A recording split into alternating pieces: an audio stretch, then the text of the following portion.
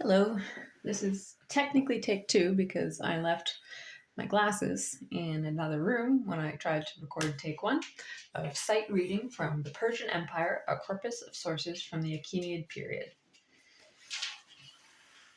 Now, this is compiled by Emily Carrot, I think that's how his name is pronounced, who's a Persian historian, and this was a textbook, or a source book, I should say, I used in my undergraduate degree. No more recently than 2016, probably 2015, to be perfectly honest. But I have used it in the past, and as I'm sight reading, that does mean that I'm not going to be using any of these sources that have red underlines. Or, for example, in this art, you can probably see I have underlined and circled and written in the margins to help me understand the text that goes with the art. So instead of doing anything like that, I've picked a page that has absolutely nothing on it. This one here. This page does have a 7 up in the corner, and I honestly can't tell you what that's about. But there we go. I brought a red pen in case I need it for marking up this page, but I don't think I'm going to be marking on a first read.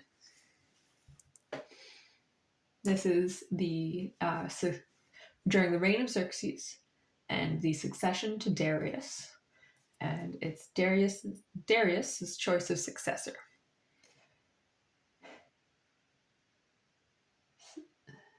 So this section here is where where this particular thing is inscribed. So this was Babylonian text inscribed on limestone tablets in Persepolis, which are now located in Kent, probably.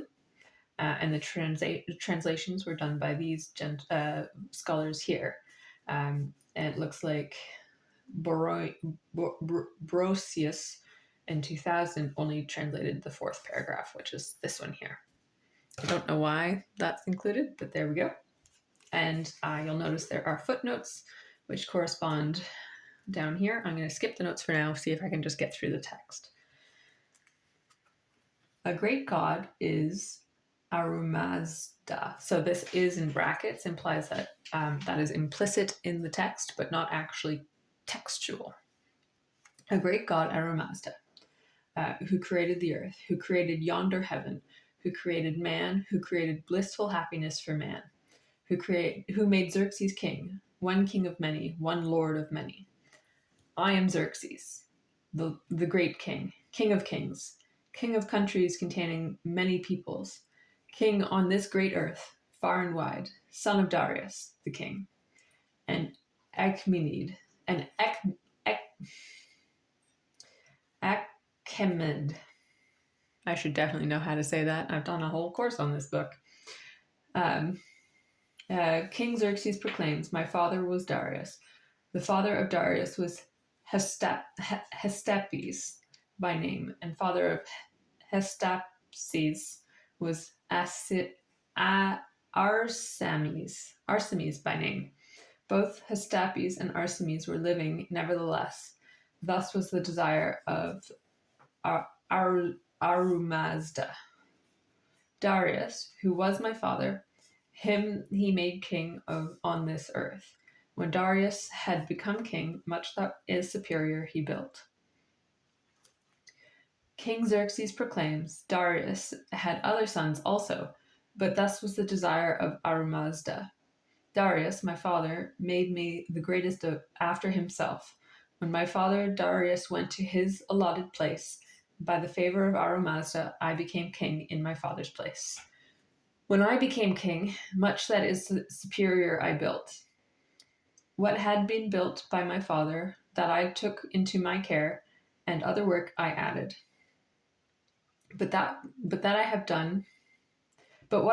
done, and what my father has done, all these we have done by the favor of Achaemenid.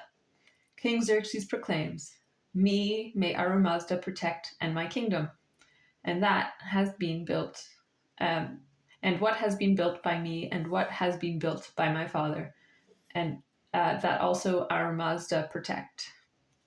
There we go. So,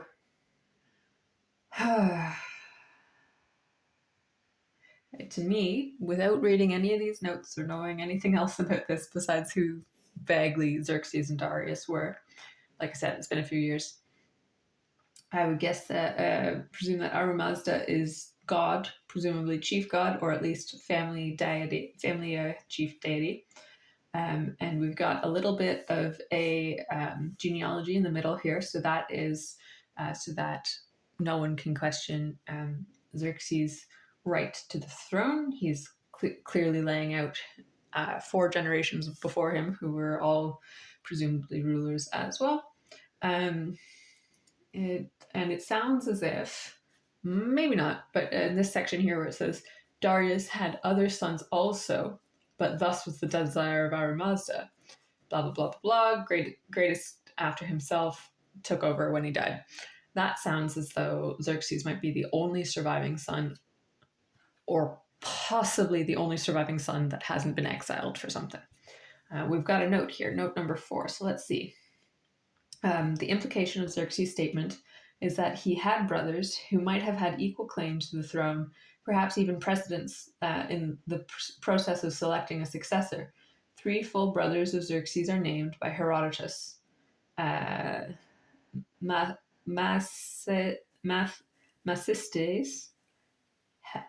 Hystapes, and Achaemenid.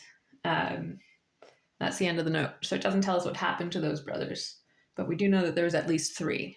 So that's interesting. I think that's where I'm going to end this today.